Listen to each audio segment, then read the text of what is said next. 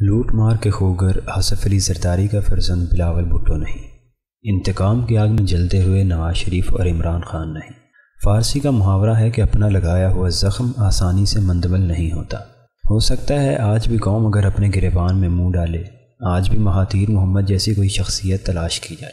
عمران خان نہیں، بھٹو کا نواسہ بلاول زرداری نہیں۔ 1947 کے قومی خزانے میں صرف 80,000 روپے پڑے تھے، صرف 80,000۔ مہاجرت کا خوفناک سلسلہ۔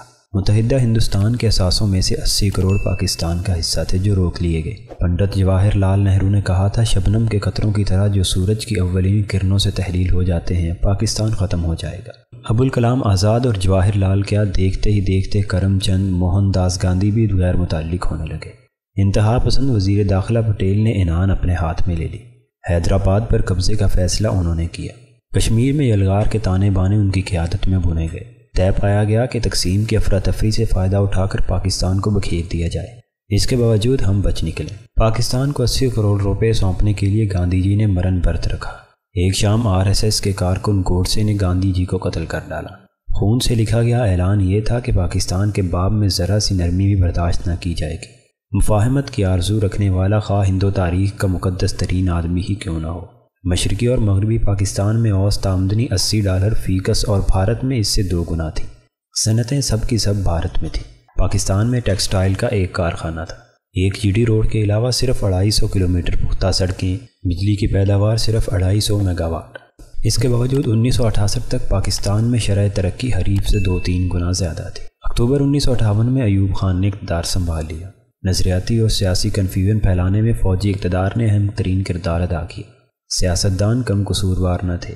1951 میں لیاقت علی خان قتل کر دیے گئے۔ ایران میں مداخلت کی امریکی فرمائش مسترد کر دی گئی۔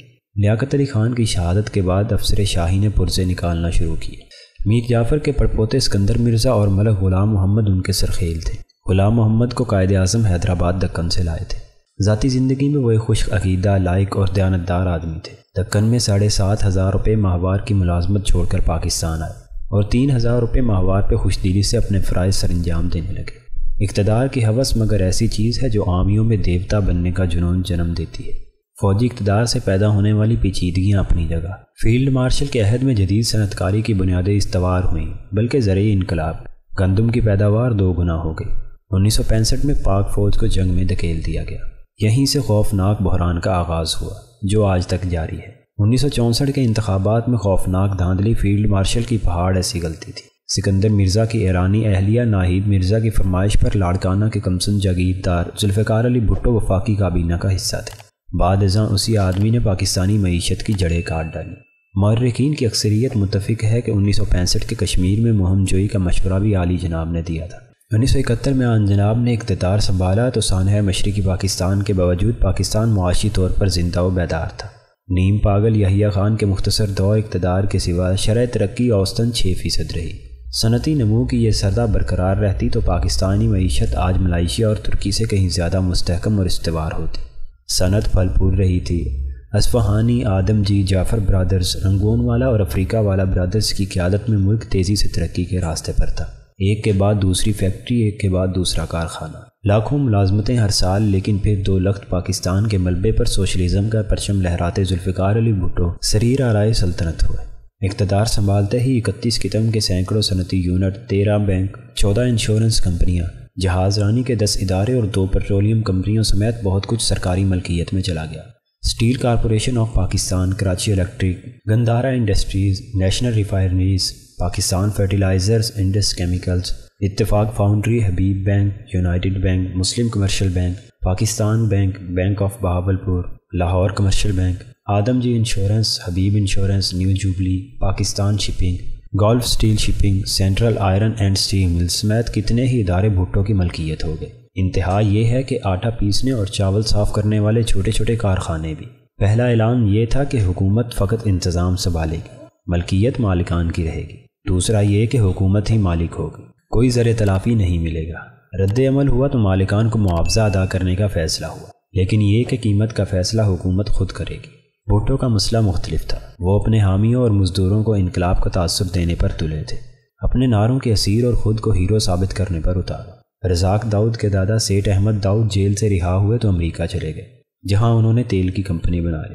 آج اس میدان میں ہم غیر ملکی کمپنیوں کے محتاج ہیں۔ ایم اے رنگون والا برما سے بمبئی آئے اور 1947 میں اپنا کاروبار پاکستان منتقل کیا۔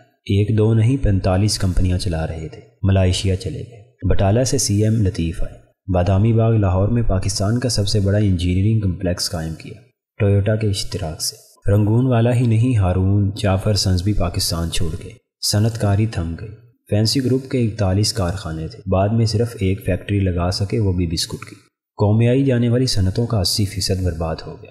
زراعت میں شرح ترقی 1/3 رہ گئی۔ مشرقی اور مغربی پاکستان کے لیے جتنا قرض اب تک لیا تھا، اس سے زیادہ بھٹو کے 5 برس میں لیا۔ افراط زر تیزی سے بڑھا، عمران خان کے عہد سے بھی زیادہ۔ ادائیگیوں کے خسارے میں 795% اضافہ ہوا۔ بھٹو کے پورے عہد میں اسٹیٹ بینک آف پاکستان کی رپورٹ ہی شائع نہ ہوئی۔